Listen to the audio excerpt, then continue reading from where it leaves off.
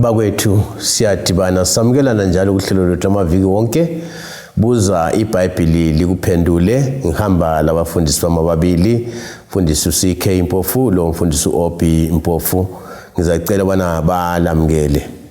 Siyabonga mfundisi, salibonani balaleli, siyahlangana njalo kuzifundo zethu buza iBhayibheli likuphendule okhuluma ngumfundisi uMpofu uCK. Salibonani balaleli, sesihlangene njalo kuhlelo lwethu buza iBhayibheli likuphendule lapho esikholisa khona ilizwi likaThixo sindawonye.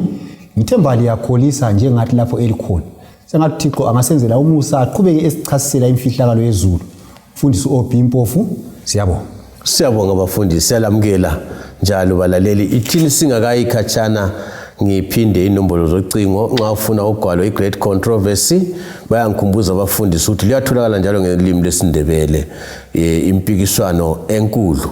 Lolu gwalo nxa uludinga 0718444196 thumela umbiko wakho khona lapho sizathi sikuncedise. Singena sijula njalo encwadini kaSambulo ngilethemba lokubana liyaphathiseka lapho elisizwa likhona. Bafundisi kasingeneni encwadini kaSambulo sikhangela amabandla ayisikhombisa, sikhangele kanje Efesus ile Efeso, sakhangela iSmina, namhla sikuPergamos. Sesikhangele Pergamos. Mfundisi OB, iPergamos le yini kanti itshoni? Siyabonga.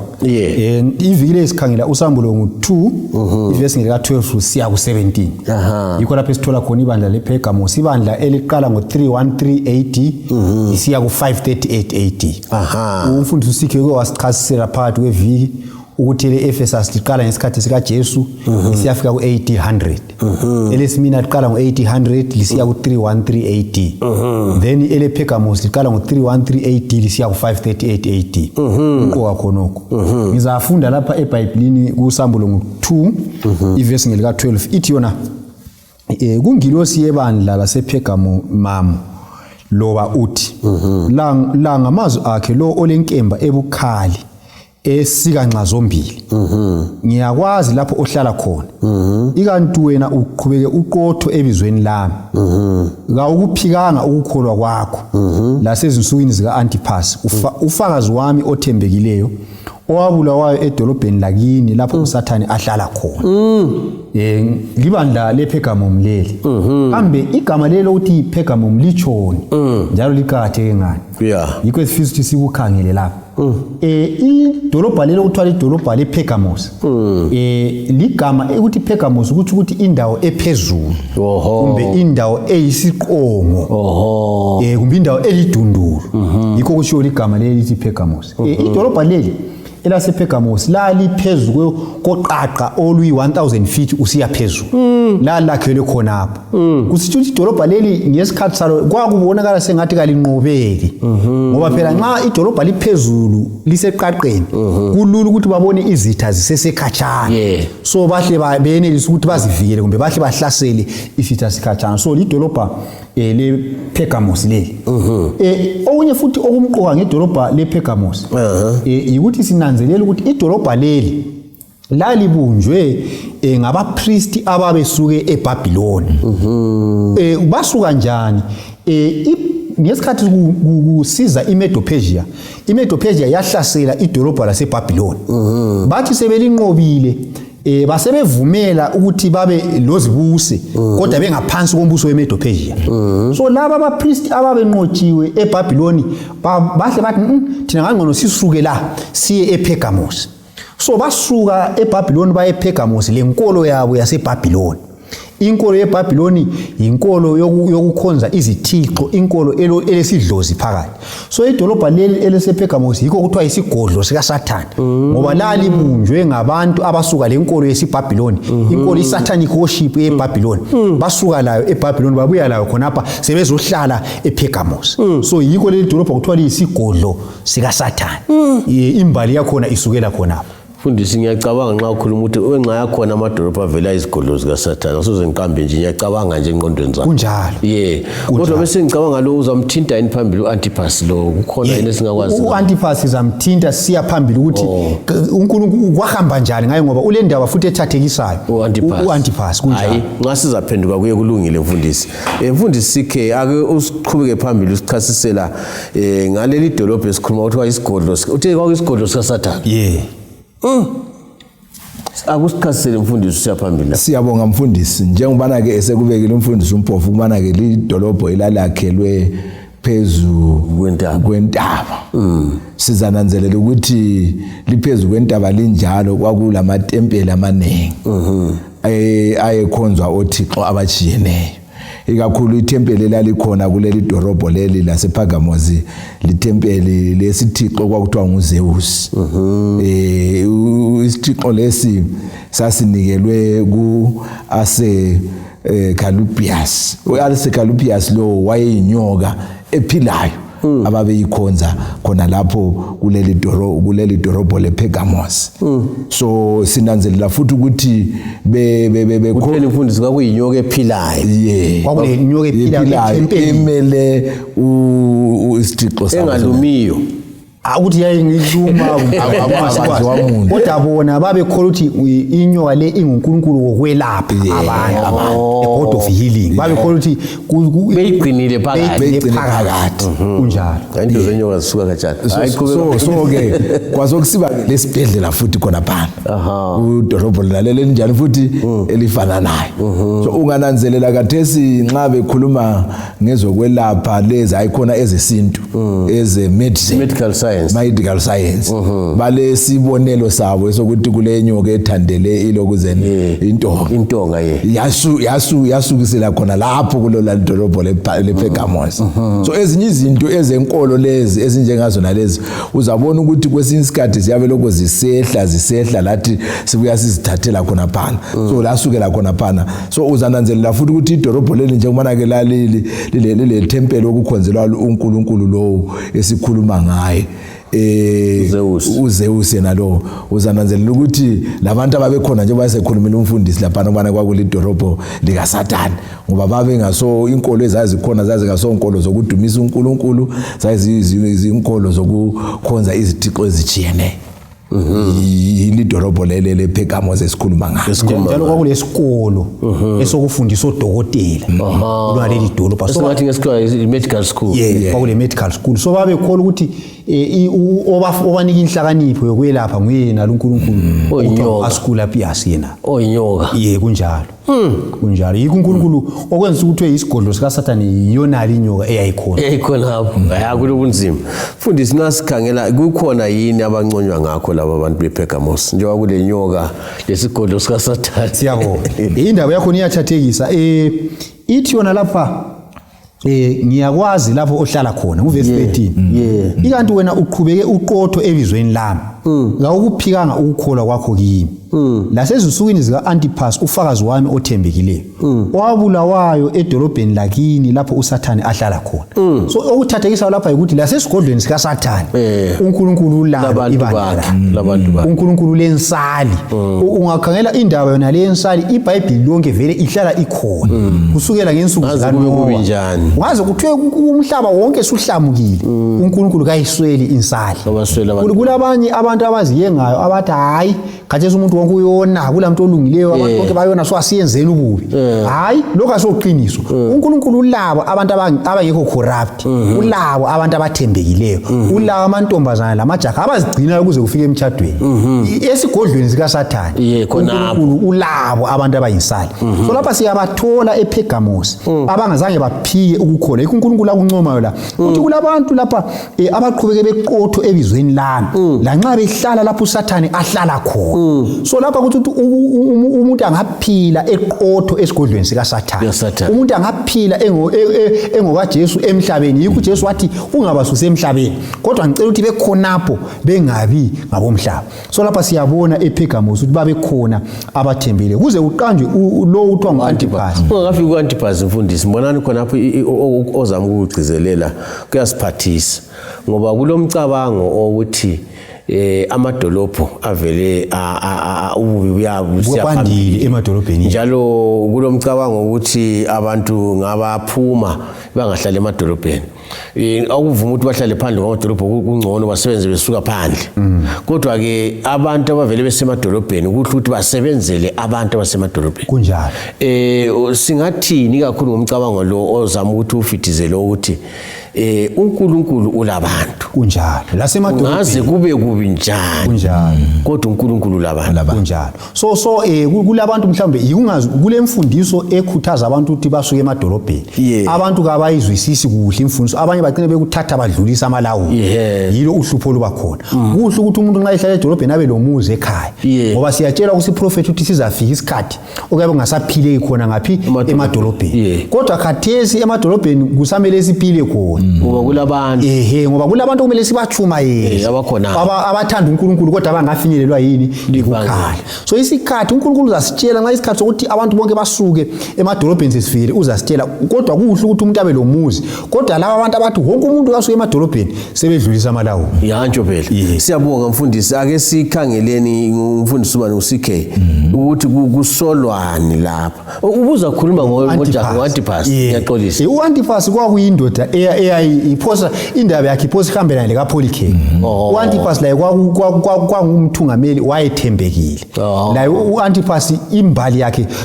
ezingwaleni lapha kayicaci kahle kodwa ababhala ngaye abalutshwane bathi u-Antipas laye wayindoda eyayithembekile laye bamfuna ukuthi bambambe ngamandla ukuthi aphike ukholo lwakhe kodwa u-Antipas wathi hayi mina ngaye uthi liyangibulala lingibulale so u-Antipas ngomunye wabantu abamthatha bamfaka ku-oveni oveni yani yayiyipani liyani bamtshisa khonapho ipani yaze yababomvu waze wafa lokho bemtshisa kodwa kazange abuyele emuva yikho uNkulunkulu azamqambe ngebizo la ngoba yindoda eyatsha iphila yaze yaphela kodwa ukukholwa kwakhe kakuphikanga watsha futhi emele uKristu esigodlweni sikaSathane ePergamos yilapho uJesu thena nemisemhleni kaAntipas ufakazi wami othembekayo kunjalo owabulawa phakathi kwenu lapho uSathane ahlala khona indoda eyamela uKristu ephikisana lokwakusenzakala endaweni ayehlala kuyo kakubuyeli yini mfundisi khona phana sidlule khona ukuthi uJesu ibandla lakhe kalifanisi kunjalo ulazi antu yabuthi uyaqamba thina singacabanga ukuthi kanti uJesu wayengaphi umuntu azathi ukutsha nxa i-oveni baba bekufaka i-oveni utshe kusukela i-oveni ingakabi bomvu ize ibe bomvu utshe uze uyephela uyazibuza sibili ukuthi kati uNkulunkulu wayengaphi kodwa lapho uJesu uthi ngangikhangele kwapha ngangikhona ngangiseduze kodwa ukuthi indaba wavuma ukuthi u-Antipas atshe epanini aze aphele asingeke sakuchasisa yikho ukuthi thina uzwiswa kwethu kunjani kufitshane kodwa kumele sikholwe ukuthi loba ngisitsha epanini kumele ngibe kwazi ukuthi ngaze ngithi uJesu nxa efuna ungikhulula uzangikhulula nxa engavuma ukuthi ngife uzangivusa kodwa kangibuyele emuva siyabonga mfundisi CK sincedise ngendaba yokuthi kuyini okusolekayo lapha kuleli bandla lePergamos siyabonga mfundisi sizafunda usambulo isahluko sesibili ivesi ngelika 14 nelika 15 ithi yona ke kodwa kukhona okuyingcosana engilakho ngawe ulabo lapho ababambelele ekufundiseni kukaBalamu owafundisa uBalaki ukubeka isikhubekiso phambi kwabako-Israyeli sokuba badle okuhlatshelwe izithombe lokuba baphinge futhi lawe ulabo abanye ababambelele ekufundiseni kwamaNikolaiта ngamanye amazwi lapha sithola insolo leyi elethwa kuleli bandla lesePergamo into yakuqala esobala lapha evezwayo umceke yikubana ke kuthiwa ulabo phakathi kwabo ababambelele emfundisweni ekufundiseni kukaBalaam owafundisa uBalaki. Lokho sikuthola kuTestament elidala lesafunda ngakho ezifundweni leziyana ukuthi abantwana bakwaIsrayeli besuka elizweni leGibhithe besiya elizweni lesithembiso leKenani, izizwe zaze zivele seziquqa zikwazi ukuthi lapha abafika khona benza njani, bayanqoba. So uBalaki wasedinga ke indlela ukuthi angenza njani ukuze ilizwe lakhe layo lingahlaselwa lithathwe ngabako-Israyeli. Wasesiyadinga ke umprofeti lo ukuthi abuye azoqalekisa uIsrayeli. Umprofeti lo uBalaam wazama ukuqalekisa uIsrayeli kulokuthi amqalekise ke ngesikhathi esithi uyamqalekisa uIsrayeli wenza njani, wabusiswa. Waze wathi ngikuphile wena isipho sokuthi uqalekise uIsrayeli kodwa wena kulokuthi umqalekise uyambusisa.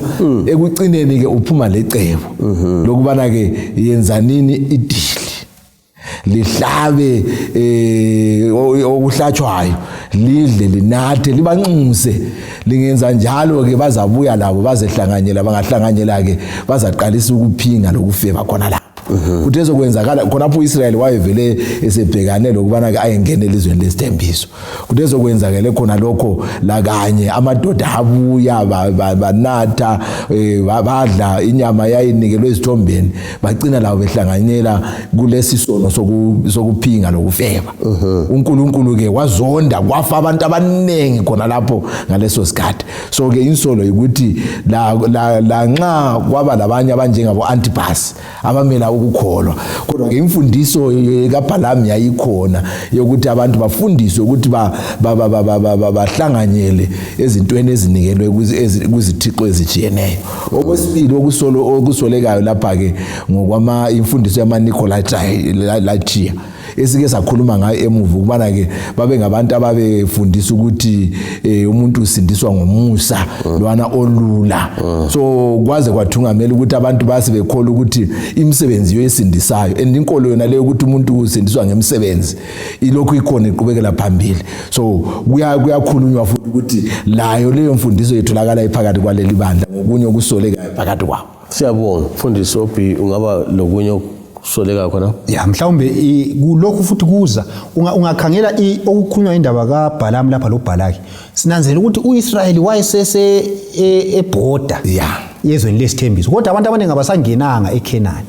Engcenye lapha ikukhuthaza ukuthi izono lezo okukhulunywa ngazo lapha ukudla okwanikeza izithombeni lobufebe, ikakhulu isono sokuyephula umlayo wesikhombisa ezikhathini esiphila kuzo. Ngicabanga ukuthi ngesinye sezono esiyaba ukuthi abantu abaningi bangangeni ezweni lesithembiso, ngoba uSathane uyasebenzisa kakhulu lesi sono ukudilizela abantu phansi, enanzelela ukuthi ukubana siyefika ezulwini sokuseduzane. So kumele siqaphele indaba le ebandla lasePergamo, le ndaba kaBalaam okukhulunywa ngayo lapha isikhumbuzo kithi ukuthi sesiyafika emngceleni ukuthi uJesu asithathe siye ekhaya ezulwini, ukuthi uJesu abuye. uSathane esinye sezono azasebenza ngazo kakhulu isono lesi sokuyephula umlayo wesikhombisa esokungaziphathi. Siyabonga mfundisi, ake sikhangele isithembiso isiqwayiso esiphiwa leli bandla. Siyabonga. Uvesi ngu-16 khona phana ithi yona ngakho ke phenduka hlezi ngize kuwe ngilwe labo ngenkemba yomlomo wami. So uNkulunkulu ucebisa ibandla leli ukuthi liphenduke, ngoba ibandla leli lase lifuna ukugxila emikhubeni yezizweni, imikhubo okukhulunywe ngayo lapha ukukhonza izithombe, ukudla kwezithombe lobufebe. uNkulunkulu uthi Pergamo phenduka ngoba ngizabuya ngilwe lawe ngenkemba. Mananzela uNkulunkulu lapha usebenzisa ulimi lwenkemba. iBhayibheli iBhayibheli iyinkemba, akukhulunywa ngenkemba ukuthi ngizabuya ngubulala. So iBhayibheli ngenye indlela uNkulunkulu uthi yena phenduka ukholwe ilizwi lami. So kuqhakathekile ke ukuthi okuhle uNkulunkulu ungakhangela idolobha leli kuthiwa kwakuyisigodlo sikaSathane. Kodwa uNkulunkulu uthi lalo bakunjalo kulabantu embafunayo khonapho ukuthi basindiswe. So yikho sithi yena ngizabuya ngenkemba yomlomo wami. So uJehova ulabantu ezindaweni zonke afuna baphenduke. Lokhu kumele sikufunde ukuthi la sesigodlweni sikaSathane uJesu iyachumayela ivangeli. La sesigodlweni sikaSathane uyacebisa ukuthi phendukani khona phezu esigodlweni sikaSathane, funa ngilwe lani nxa lingasaphendukanga. Siyabonga mfundisi CK, sishele ngesithembiso Siyabonga uyigqiba. Siyabonga mfundisi wami. Sizafunda encwadini kaSambulo ivesi ngelika 17. Ithi yona ke olendlebe kezwe lokho akutshoyo umoya emabandleni. Onqobayo ngiza kumnika enye imana kwefihliweyo. Ngimnike ilitshe elimhlophe okulotshwe kulo ibizo elitsha elingaziwa umuntu kuphela lo olamukelayo. Nasindaba. Ya, nansi indaba mfundisi wami. Ungananzelela ke indaba yemana leyi siyibona isiba khona. Kodwa khona lapho onqobayo futhi nathi igama elithi onqobayo. Onqobayo imana le iyaphiwa konqobayo. Kodwa ke sifuna ukuyinanzelela ukuthi kanti indaba yemana vele ivelela ngapi. Ungananzelela uzabona ukuthi indaba yemana leyi abantwana bakwaIsrayeli besuka eGibhithe besiye eKhenani bafika enkangala lapho kwakungasela khona ukudla. uNkulunkulu wabanika ukudla okubizwa kuthiwa yimana. iBhayibheli kubiza ukuthi kwakuyikudla kwezingilosi. So imana yona ngokwayo into yakuqala imele ukuthi uNkulunkulu uyanakakela. Ngbe ngolimi lwemzini sithi uNkulunkulu uyaprovide. Okwesibili okumele sikunanzelele futhi ungananzelela sebesentabeni yaseSinayi laphana ke uNkulunkulu uthi bakhe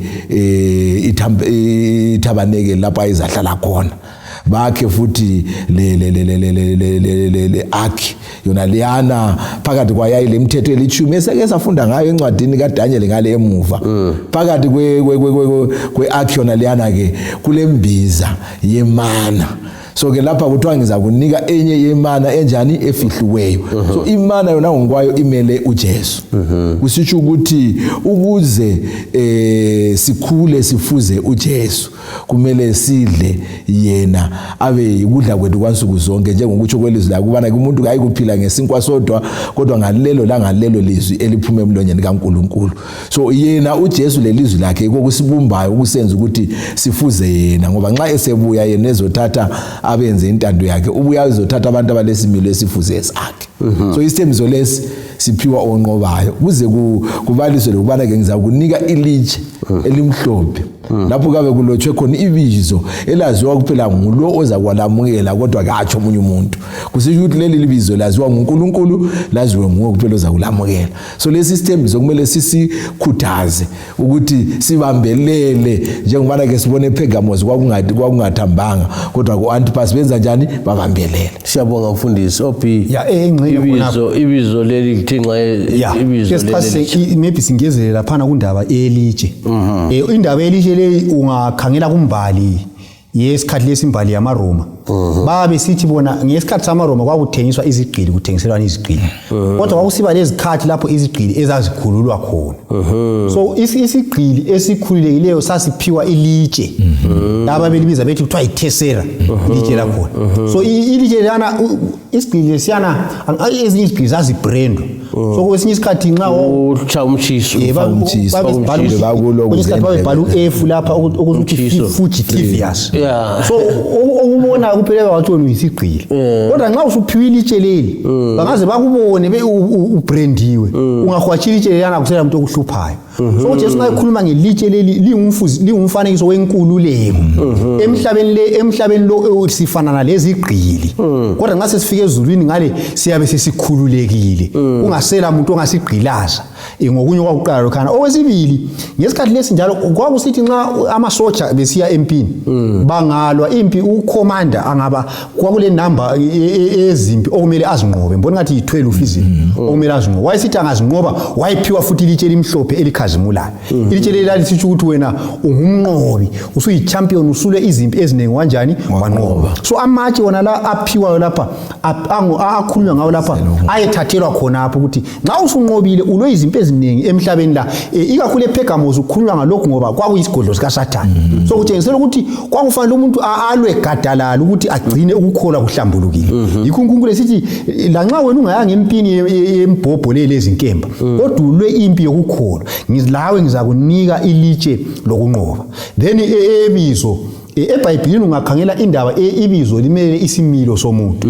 So uNkulunkulu nxa sithi ngizabe ngibhala ibizo elitsha uthi ukuthi nxa ususindisiwe ngizakunika umzimba omutsha ngizakunika isimilo esitsha esaziwa nguwe kuphela wena onjani osiphiwe so kulezithembiso ezimangalisayo lapha ebandleni lasePergamos njalo okumele sikubambe ukuthi izithembiso zePergamos izithembiso zethu ngoba ungananzelela into lokhu iphindwa lapha kuthiwa lo olendlebe kezo okuchiwo ngumoya emabandleni akusakhulunywa lebandla lasePergamos la sokukhulunywa lo umuntu wonke ofunda incwadi kabani kaSambulo ungaphambili futhi ithi yona lo onqobayo akusakhulunywa lebandla lasePergamos kodwa sokukhulunywa lo muntu wonke so izithembiso lezi ezikhulunywa lapha ngezePergamos kodwa ngezomuntu wonke futhi ofunda incwadi kabani kaSambulo ngazi bafundisi ngasigqiba khona lapha indaba yebizo ikakhulu ngifuna ukuya ebizweni fundisa ukhulumile ngemana kodwa ikakhulu inethanda ebizo kule ngoma ethi kule gama elithi ebukhosini abanye amagama ethu kamnandi asoze ngaqambe nje sawaphiwa ngabazali anzima angazi ukuthi kuyangenelana yini lokuthi nxa ngile gama lami elivele linsinda lintwalisa amagama avuzayo khona emhlabeni ngoba amagama sibili alandela futhi kunjalo ngaphi igama elingani licho khona impilo ehambelana khona echo khona kuyaba khona okho ngaku igama elithi uthani bazakulwisa mbe bakuhlupha abantu kungaba kuhambelana yini ukuthi uJesu uzasinika amagama amatsha ngingathi ukuthi lele silalo lihle umbe libi kodwa ke kungabe kulobudlelwano bani kumbe ngizile ukukhuluma ngesimilo singathini khona singathi thina kugoqelwe konke ukuthi nxa anti amabizo ezikhathini eziningi nxa abantu bephiwa amabizo kwesinye isikhathi elinye ibizo liyabe likhuluma elinye ibizo liyabe liveza umumo ekela nithathe ibizo lesebhayibheli kakhulu abazali kwesinye isikhathi abanye babe besilwa ngebizo lomntwana nxa besilwe ngenye izihlobo zawo kumbe umakhelwane bahle bafaka ibizo emntwaneni kodwa iBhayibheli yasitshengisa ukuthi konke lokhu kuyaguqulwa uJesu umumo wonke lo nxa isesizwe kwesibili uyakuguqula nxa kulebizo elikuhlupha elikukhathazayo nxa kulento owawungela amandla phezukwayo ekuhluphayo uJesu uzayiguqula uphiwe igama elitsha elebukhosini igama elempilo engapheliyo ozaba lalo embusweni wezulu siyabonga bona kuyaduduza lokho fundisi kuyisifundo khona ngokwakho kithi sonke ukubana ke lamabizo esiwanika abantwa bethu kumele sinanzelele ngoba kwesinye isikhathi siyabe sithi sinika ibizo nje ubuye umntwana abuye seyilokho khona lokho esimpibizo nolalelo so ke uJesu yikho esithena ke ngizakunika ibizo elinjani elitsha ngoba siyabe sesiphila impilo entsha efuze impilo kaJesu balaleli kule gama elitsha ebukhosini elokunqoba elokusindiswa esizaliphiwa bathi abafundisi konke okudala kuyabe sekuhlulile ngifisa ukuthi ngikhuthaze sonke esilapha ukuthi kulelitshe kuthiwa ngelimhlophe bafundisi okubhalwa igama lakho laziwa ngulo ophethe ilitshe lawe wena mnikazi ngilinika inselela ngiyasambe sonke kule ngoma ethi woza sambe ekhaya ngithi ngoze ngahlabela yona ithi woza sambe ekhaya uyethola igama elitsha igama lokunqoba sidibane njalo kuvikelisayo ngesikhathi esifanayo endaweni efanayo inkosi libusise siyabonga